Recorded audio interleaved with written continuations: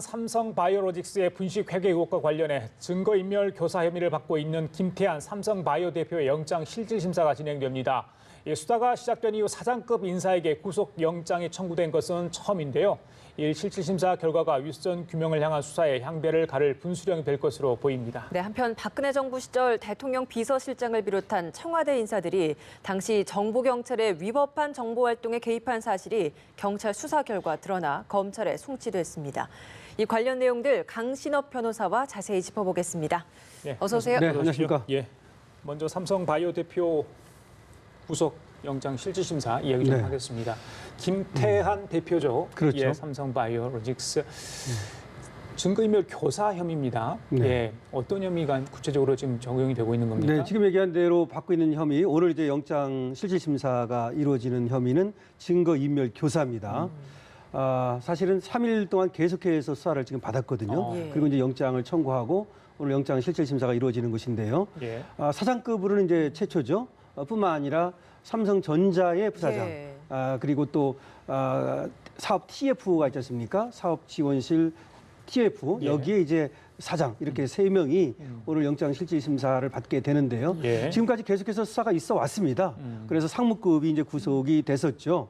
그리고 또 임원들, 직원들이 5명 정도가 이제 구속이 됐고요. 그런 다음에 계속해서 윗선에 대한 수사가 있어 오다가 드디어 이제 삼성바이오로직스의 대표인 김태한 사장에 대해서까지도 이제 치고 올라왔다 이렇게 볼 수 있겠는데요.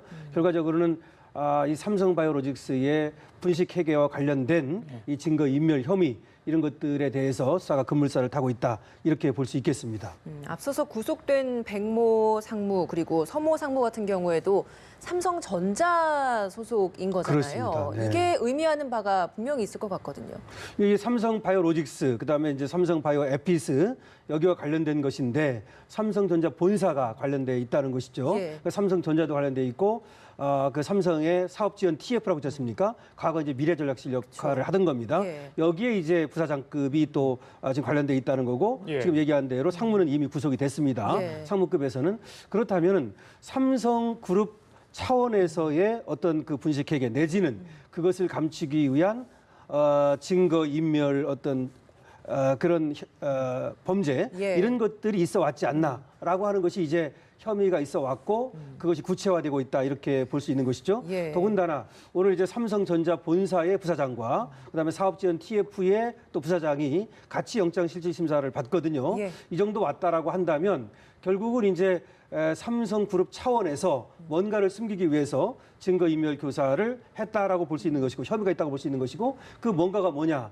그건 이제 분식회계 아니냐 여기까지 온 것이죠. 예. 네, 내용이 이제 검찰이 압수수색을 했고 거기에서 네. 자료들을 다 찾아냈는데 그렇습니다. 지워진 부분들이 있었어요. 이걸 디지털 포렌식을 통해서 일부 복원을 그랬다고 해냈는데 그럽니다. 예. 여기에 통화 내용도 있었다고 맞습니다. 하더라고요. 이재용 지금- 부회장과 또 직접 통화 내용인데 그렇죠. 어떤 내용들이 좀 들리는 그게 게 이제 크게 또 터져 나온 것이죠. 예. 사실은 삼성바이오 그 공장에 시멘트 바닥을 뜯고서 예. 거기에다가 수십 대의 노트북이라든지 내지는 공용 서버 뭐 이런 것들을 숨겨놨다라고 하는 것이 이제 발각이 되지 않습니까? 예. 그와 관련돼서 임직원이 구속이 됐던 것이거든요. 근데 그 임원들이라든지 직원들의 수사를 통해서 결국 윗선도 개입을 했다, 뭐 지시를 했다 이런 얘기까지 나온 것이고요. 그와 관련해 가지고 지금 나온 것이 그 노트북이라든지 여기에서 뭐 JY라든지 합병이라든지 이런 말들을 지웠다, 뭐 이런 얘기가 나왔지 않습니까? 그거 말고도 거기서 나왔던 것이 이제 통화 내역 예. 이것이 이제 나왔다는 것인데 예. 그 삭제된 자료에 보면은 디지털 포렌식을 해보니까 예. 말이죠. 부회장 통화 결과 보고 이런 것들이 들어 있었고요. 이제 포렌식을 통해서 밝혀낸 겁니다. 그 다음에 거기에는 이재용 부회장이 육성이 담긴 통화 내용이 들어있는 폴더를 예. 발견을 했다는 것이죠. 그래서 그 삭제된 파일이 한 2,100개 정도 되는데 상당 부분을 7, 80% 이상인가 봅니다. 복원을 했다라고 합니다. 그래서 그것을 통해서 이렇게 지워졌던 부분, 금방 얘기했던 대로 JY라든지 합병이라든지 미전실이라든지 또 콜옵션이라든지 이런 말들이 지워져 있었다는 것을 알아냈고요. 그다음에 육성 대화 이 내용도 알아냈다고 하니까 어떻게 보면은 이제 이재용 부회장의 어떤 개입 여부 이것까지 알 수 있는 그런 단계까지 왔다라고 볼 수 있는 것이죠. 예, 이래저래 증거를 인멸하려는 어떤 정황 시도들이 있었다는 게 이제 구체적으로 나왔고 그렇죠. 그래서 검찰이 영장을 청구를 한 것 같아요. 네. 그런데 지금 아까 말씀하신 것처럼 이미 구속된 삼성 직원, 임직원 5명이 제일 처음에는 자기가 알아서 한 행동이었다 그렇죠. 했는데 지시를 받은 적 나중에, 없다. 예, 그렇잖아요. 네. 근데 나중에 이제 하다 보니까 수사를 하다 보니 윗선의 지시가 있었다 이렇게 번복을 했다고 그래요. 그렇습니다. 예, 그 이유는 어디 있다고? 중요한 거는 그 직원들뿐만 아니라 상무면 상당히 고위층 아닙니까? 이 삼성전자의 상무라든지 사업지원 TF의 상무가 구속이 됐거든요. 예. 이런 사람들도 역시 그렇게 지시가 있었다라고 얘기를 했다는 겁니다. 그리고 그 사장급의 지시를 받았다는 얘기까지 나왔습니다. 근데 뭐 거기에 대해서 정현호 사장이라든지 뭐 부인을 하고 있는 것으로 보입니다만은 이 김태환 사장도 마찬가지고요. 예. 그런데 어쨌든 이렇게 지시가 구체적으로 있었다라고 하는 임직원들의 얘기가 나왔는데 그런 것 같습니다. 처음에는 구속이 되기 전까지는 회사를 보호한다고 할까요? 또는 뭐 고위층을 보호하기 위해서 자기 차원에서 했다라고 얘기를 했습니다만은 예. 구속이 되고 나서 심경의 변화가 있었을 수도 있고요. 예. 아니면 이런 어떤 서버라든지 움직일 수 없는 증거가 나왔지 않습니까? 그렇죠. 이런 결정적 증거를 검찰이 들이대니까 더 이상 그걸 버틸 수가 없는 것이죠. 예. 그래서 사실을 이제 진술하고 있는 것이 아닌가 이런 생각이 듭니다. 이렇게 그러면은 진술을 번복한 이미 구속된 사람들의 이런 진술들이 오늘 영장실질심사 발부에도 어떤 뭐 영향을 주게 되는 겁니까? 상당한 영향을 줄 것으로 보거든요. 오늘 이제 영장실질심사를 받는 김태한 사장 같은 경우에 계속해서 부인을 하고 있습니다. 네. 그리고 실무진 차원에서 한 일이다라고 하는 겁니다. 그러니까 그런 일이 있었다는 것이 발각되니까 그걸 자체를 없었다고 할 수는 없지 않습니까? 그러니까 실무진 차원에서 한 것이고 내가 보고를 받거나 지시를 한 적이 없다라는 것이 이제 그 항변의 요약입니다. 예. 그런데 아까 얘기한 대로 이 실무진 차원에서는 보고를 했다. 그리고 지시를 받았다. 예. 이런 얘기를 했고 그다음에 아까 얘기한 폴더가 이제 이 복원이 됨으로써 거기에 주고받은 메일의 내용이라든가 보고사항, 지시사항 내지는 육성 파일까지도 드러났기 때문에 예. 아무래도 계속해서 부인을 한다면 예. 오히려 증거인멸의 염려가 있다. 이렇게 볼 여지도 있어서 예. 오늘 이제 김태환 사장이 어떻게 얘기를 할지 모르겠습니다만은 그 부인하는 것만으로는 이 혐의를 벗기가 그리고 또 구속을 피하기가 예. 쉽지 않을 것으로 봅니다. 예, 현재 검찰은 삼성바이오의 분식 회계를 수사를 하고 있습니다. 그렇죠. 하지만 그걸 넘어가지고 제일모직의 가치 부풀리기, 그건 곧 이재용 부회장의 경영권 승계와 관련이 돼 있기 그렇죠. 때문에 그 부분에서 계속해서 지금 초점을 맞추고 있는 것 같아요. 어제 심삼정 의원이 이 삼성물산과 제일모직의 합병 비율 검토 보고서를 공개를 했습니다. 제일모직 가치를 부풀렸고 이건 단순 합병 목적이 아닌 경영권 승계를 위해 네. 계획적으로 저지른 범죄다 이런 주장을 했습니다. 검찰도 요 대목에 주목을 할 수밖에 없을 것 같아요. 그렇죠. 원래 뭐 지금 증거인멸 이 문제야 원래는 이제 분식회계 때문에 나온 그 지른 것이고요. 본류가 이제 과연 분식회계를 했는가. 그래서 과연 이재용 부회장이 부당이득을 얻었는가라고 하는 것이 핵심입니다. 그리고 그런 분식회계를 했다면 그것이 삼성 경영권 승계와 관련된 것이 아닌가라고 하는 것이 핵심이죠. 여기까지 이제 치고 올라가는 것이라고 볼 수 있습니다. 우리가 뭐 잘 아는 대로 이 콜옵션이라는 말이 나오는 이유도 뭐냐면요. 예. 사실은 이 삼성 바이오 에피스라고 있습니다. 이 회사가 콜옵션이라고 하는 것은 부채를 말하는 겁니다. 근데 그 부채를 사실은 제대로 반영을 하지 않고 2015년에 회계 기준을 바꿈으로써 제일모직의 가치를 덩치를 키웠다. 어떤 방식으로? 삼성 바이오로직스의 덩치를 키우는 방법으로 그 상위 회사인 제일모직의 덩치를 키움으로써 예. 삼성물산과 합병 비율을 유리하게 했다라고 하는 것이 이 분식회계의 이 핵심입니다. 그런데 그렇게 했다면 그럼 왜 그런 거냐? 지금 심상정 의원이 얘기하는 것처럼 그건 단순하게 삼성물산과 제일모직의 합병 문제가 아니다. 그 차원의 문제가 아니라 삼성의 경영권 승계라고 하는 큰 그림과 관련돼 있는 것이다. 라고 하는 것이 이제 심상정 의원의 얘기입니다. 물론 그것은 수사를 통해서 밝혀져야 되겠습니다만은 박근혜 전 대통령 재판에서도 문제가 됐던 거 아니겠습니까? 또 이재용 부회장의 재판에서도 문제가 됐던 것이고요. 그래서 거기에 지금 대법원에 올라가 있는데 그것에까지도 영향을 미칠 수 있는 그런 어떤 핵폭탄급이 사실이거든요. 그래서 이런 것들이 이제 어떻게 결론이 날지는 모르겠습니다만은 심상정 의원은 이제 그렇게 주장을 하고 나섰죠. 예. 이와 관련해서 삼성전자 측에서 삼성바이오 FC와 관련된 이런 의혹 보도가 너무 좀 과장되어 네. 있다라는 식으로 이제 보도 자료를 통해서 언론에 좀 보도 자제 요청을 했더라고요. 이런 보도 자료 배포도 굉장히 좀 이례적이지 않습니까? 그렇죠. 왜냐하면은 삼성전자의 문제가 아니라 엄밀히 예. 말하면 삼성전자와 다른 계열사의 문제인데 예. 거기에 대해서 삼성전자가 이렇게 보도자료를 냈다는 것인데요.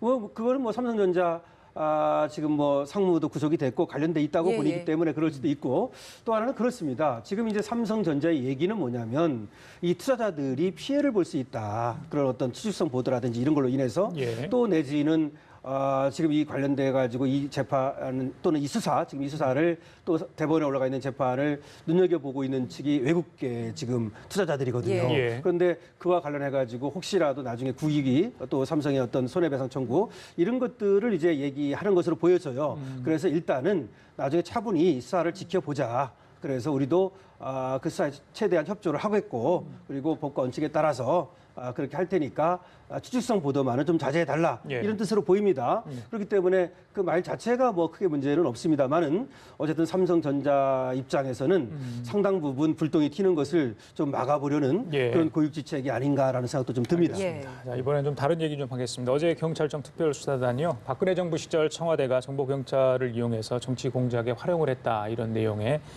이야기를 하면서 네. 당시 이병기 전 대통령 비서실장, 조윤선 전 정무수석, 네. 또 경찰 고위직 당시에 있었던 6명에 대해서 검찰을 송치했다 이런 결과 발표를 했습니다. 그동안 정보경찰들이 어떤 식으로든지 보고서를 제출을 했겠죠. 네. 그런데 청와대에 구체적인 지시가 있었다 이런 내용이었던 것 같아요. 근데 보고서 내용과 목적이 법의 한계선을 넘었다. 그렇죠. 이런 판단인 것 같습니다. 맞습니다. 경찰 특별사단이죠. 수사를 계속해 왔는데요. 이번에 이제 6명이죠. 금방 얘기한 대로 비서실장 1명하고 정무수석 2명 당시에 예. 그다음에 뭐 그다음 치안비서관이라든지 또 이런 비서관급 2명 예. 이렇게 해가지고 6명에 대해서 직권남용 혐의입니다. 이 직권남용 혐의로 지금 나오고 있네요. 예. 이병기 비서실장, 조윤선, 현기환 정무수석이었죠. 구은수, 이철성 비서관들이었고요. 청와대 비서관입니다. 예. 박화진 저분도 이제 비서관이었고요. 여기 청와대에 있던 분들입니다. 경찰이 아니고요. 그 당시 청와대에 있던 이런 민정 라인이라고 할까요? 또 비서진 라인에서 당시 이제 정보 경찰에게 시켜가지고 지시를 해가지고 정보를 이제 불법적으로 이제 모으도록 내지는 또 뭐 사찰도 얘기를 하고 있습니다만은 그래서 직권남용 혐의로 검찰에 송치했다는 내용인데요. 결과적으로는 정보라고 하는 것은 뭐 모을 수는 있습니다. 경찰에서 네. 필요하다면. 그렇죠. 근데 청와대가 지시를 했다. 그리고 그 모은 정보를 가지고 그 국회 선거라든지 하여튼 이런 데 불법적으로 쓰려고 했고 쓴 정황이 있다라고 하는 것이죠. 그거는 사실은 저번에 이제 강신명 전 경찰청장 구속될 때 예. 검찰에서 한 수사입니다. 그것과 같이 연계돼 있는 겁니다. 총선 사실, 개입. 예, 예, 같이 예. 연계돼 있는 것인데 이번에는 경찰에서 수사한 것이고 이것이 이제 검찰에 이런 직권남용 혐의로 송치를 했다라는 이제 발표입니다. 예, 연계돼 있다라고 말씀을 해주셨는데 네. 사실 앞서서 이제 강신명 전 경찰청장이 이와 관련된 혐의로 구속이 된 그렇죠. 상태잖아요. 네. 근데 이번에 이렇게 명단을 올라간 데 내용을 좀 보니까 강신명 경찰청장의 이름은 빠져 있어요. 글쎄 말입니다. 이건 어떻게 보셨습니까? 그 당시 이제 검찰청에서 이 정보국을 압수수색을 여러 번 했어요. 예. 그렇게 해가지고 결국 이제 정보 경찰이 이와 같이 불법적인 정보를 만들고 그걸 청와대 지시에 따라서 또 불법적으로 보고를 하고 하여튼 그런 이유로 이제 결국 강신명 전 경찰청장이 구속이 된 거 아닙니까? 예. 근데 똑같은 사안을 사실은 수사를 한 겁니다. 예. 근데 보고 있는 관점이 좀 다르죠. 그래가지고 이번에 이제 경찰 특별사단에서는 강신명 전 청장은 제외하고 지금 본 것처럼 이 청와대에 있던 당시에 이렇게 이제 송치를 했는데 아마 이렇게 보는 것 같아요. 청와대에서 지시해가지고 피동적으로 강신명 청장은 움직인 것이지 강신명 청장이 당시에 그렇게 불법적으로 움직인 것은 없다. 직권을 넘어서 그렇게 보는 것 같아요. 그러니까 직권남용으로 지금 송치를 했잖아요. 그 청와대 라인은 직권남용을 했는데 당시에 강신명 청장은 청장했잖아요. 경찰에 예. 있었잖아요. 그래서 뭐 공모 같은 걸 하지 않았으니까 직권남용 한 바가 없다. 뭐 이렇게 보는 것 같은데 어쨌든 검찰에서 보는 것과는 좀 다르죠. 검찰에서는 당시 이제 강신명 청장도 거기에 이제 같이 라인에 있었던 것으로 뭐 이렇게 보고 있기 때문에 하여튼 좀 다르게 보고 있는 것 같습니다. 법조인으로서는 그럼 이렇게 좀 같은 혐의를 두고 엇갈리는 이런 판단을 좀 어떻게 바라보고 계십니까? 글쎄요, 이거는 이제 물론 관점이 다를 수 있습니다. 왜냐하면 예. 직권남용이라고 하는 죄가 상당히 사실적 문제도 있지만 법리적 문제가 많이 결부가 되는 예. 그런 죄이기 때문에 직권의 범위를 어떻게 볼 것인가, 남용의 범위를 어떻게 볼 것인가 예. 등등 때문에 그 다음에 피동적 또 수동적으로 대응한 것과 시킨 사람과의 차이 이런 것들이 있습니다만은 아무래도 검경수사권 조정이라든지 여러 예. 가지를 두고서 상당히 갈등 국면에 있지 않습니까? 뭐 내재돼 있긴 하지만 예. 뭐 그런 것들도 조금 반영이 됐을 수는 있다. 그러니까 검찰에서 보는 것과 경찰에서 보는 것이 예. 좀 관점을 달리하고 있을 수는 있다. 그래서 이렇게 송치를 했을 때 과연 검찰에서 어떻게 할지 그것도 지켜볼 대목이죠. 예. 네. 박근혜 정부 당시 정보 경찰을 활용을 해서 네. 행위를 했다 이런 내용인데 박근혜 전 대통령 얘기 나왔으니까요. 그동안 저희들이 잊고 있었던 소송의 재판 결과 하나 어제 나왔습니다. 이른바 국정농단 사건으로 정신적 피해를 봤다는 시민들 4천여 명이 손해배상 청구 소송을 했더라고요. 네. 그 결과가 나왔는데 법원이 인정을 하지 않았죠. 네. 예. 이게 좀 국가와 또 국가 원수를 상대로 한 손해배상 이 자체도 이례적인데 네, 이례적이죠. 결과도 좀 어떻게 좀 해석을 할 수 있는 겁니까? 근데 국정농단을 해가지고 정신적 피해를 입었다 이제 이런 얘기입니다. 약 4,100명이 1인당 50만 원씩 약 20억 정도를 이제 손해배상 청구를 했고요. 예. 이거 말고도 또 4,900명이 한 것이 결의 중입니다. 따로 있군요. 예, 또 있는데 예. 1차적으로 나온 겁니다. 아. 여기에 대해서 이제 법원이 미사상 책임을 인정하기 어렵다라고 하는 기각의 그런 결론을 냈는데요. 예, 예. 선고를 했는데 예. 그 이유는 그겁니다. 이 손해가 특정돼야 되거든요. 그러니까 이제 이 정신적 손해라고 하는 것은 네. 이제 정신적 피해를 어떻게 입었는지 구체적으로 좀 얘기를 해야 되고 그 손해액이 왜 그렇게 나오는지 50만 원이라고 했습니다만은 그래서 이제 그런 것들이 잘 안 된다는 것인데 법원의 판단은 지금 앵커님께서 얘기하신 대로 아무리 뭐 국정농단이라고는 하지만 예. 당시 이제 대통령 국가원수의 어떤 그 통치행위 내지는 어떤 정치행위 물론 그것이 농단이기 때문에 또 좀 불법적인 어떤 그런 것도 있을 수 있고 지금 뭐 재판 중입니다만 대법원에서 하여튼 그런 거에 대해서 책임을 묻는 것인데 예. 그게 고의 중과실이 있어야 되거든요. 고의 중과실이 있어야만 이제 그 공무원의 책임을 근거로 국가를 상대로 손해배상 청구를 할 수 있습니다. 근데 박근혜 전 대통령 같은 경우는 일부는 뭐 판결이 났습니다만은 대법원에 가 있고 예. 아직까지 또 고의 중과실이 있는지도 좀 어렵고요. 미사상 판단하기가 형사 판단이 아니니까. 그다음에 또 하나는 이 손해액을 특정한다든지 구체화하기가 어렵다. 이 피해를 구체화하기가 어렵다. 이런 어떤 의도. 그렇게 또 사실은 박근혜 전 대통령 측 변호인이 소송 대리인이 그렇게 또 주장을 했습니다. 아마 그런 이유가 아닐까 싶은데 아무래도 그러면 시민들을 대리한 변호사도 방금 말씀하신 그런 내용을 알고 있었을 거를 보는데 그렇죠. 승소할 확률이 과연 얼마나 있었을까 싶은데 그렇게 소송을 계속했던 이유는 어떤 상징적인 의미가 있다고 보기 때문에 했을까요? 그렇습니다. 왜냐하면 이것이 뭐 지금 물질적 손해라든지 이런 것이 아니지 않습니까? 교통사고로 해서 뭐 신체가 다쳤다, 내 물건이 파손됐다 그것이 아니라 그렇죠. 정신적 손해배상 아닙니까? 예. 근데 정신적 손해배상은 사실 입증하기가 좀 어려운 면도 있어요. 그렇기 때문에 이거는 꼭 돈을 받는다기보다도 뭐 그런 뜻도 없지 않았겠습니다만은 아무래도 국정농단에 대한 책임을 묻겠다라고 하는 시민들의 뜻이라고 보면 되겠습니다. 그러면 또 남은 소송도 있다고 했는데 이것도 이번 판결에 좀 영향을 주겠네요. 영향을 줄 수밖에 없죠. 물론 재판부가 다르기 때문에 예, 예. 다른 결론이 날 수도 있습니다. 그렇지만 제가 볼 때 이 소송이 그렇게 손해배상을 또 인정하기가 좀 어려운, 그러니까 민사적으로 말이죠. 예. 그런 것들도 있어서 같은 결론이 날 가능성이 좀 많다고 봅니다. 예, 하나만 더 마지막으로 네. 짚어보겠습니다. 어제 정부가요 포용국가 아동 정책을 발표를 했는데 그 중에 포함된 내용입니다.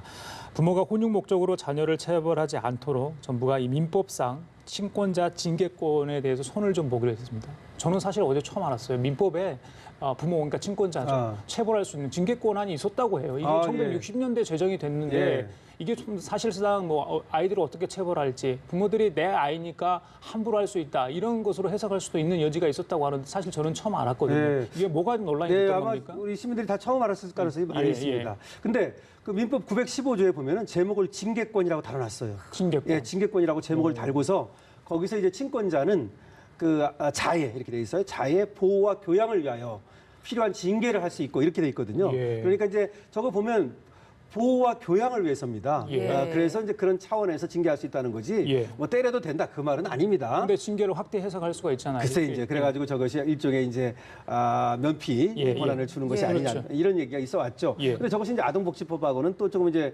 이렇게 상충되는 상치되는 면이 있고요. 그래서 이번에 손을 보겠다는 것인데 예. 아무래도 또 뭐 지금 이제 시대가 또 바뀌었고요. 1960년대에 만들어진 것이니까. 그러니까요. 그다음에 또 꼬치로라도 때리지 말라는 말이 있기 때문에 예. 보호와 교양을 위해서도 징계가 아닌 다른 방법으로 이제 하라는 얘기가 되겠습니다. 그래서 이번에 이제 그런 얘기도 있지 않습니까? 우리가 이제 출생 신고도 지금 예. 병원에서 하도록 한다고 지금 안을 내놨거든요. 예. 맞습니다. 왜냐하면 출생 신고를 안 하는 사람들이 있어요. 그래서 병원에서 바로 이제 신고를 하는 그런 것도 이제 도입하겠다고 그러는데 예. 마찬가지입니다. 아동의 어떤 권리, 아동 복지를 위해서 이와 같이 이제 법을 바꾸는 것이다. 이렇게 볼 수 있겠습니다. 예, 알겠습니다. 자, 지금까지 강신업 변호사와 함께 얘기 나눠봤습니다. 오늘 말씀 잘 들었습니다. 고맙습니다. 감사합니다. 예.